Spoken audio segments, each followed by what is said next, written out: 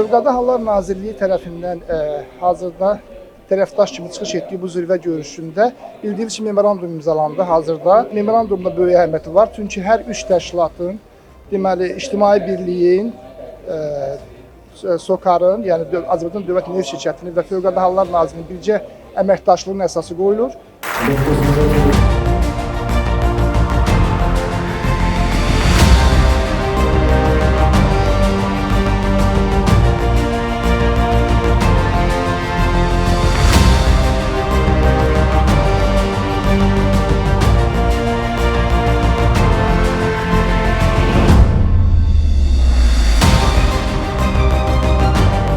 Hal-hazırda biz sənaye təhlükəsizliyi sahəsində xüsusi bir dönüm nöqtəsinin, transformasiya nöqtəsinin dövrünü yaşayırıq.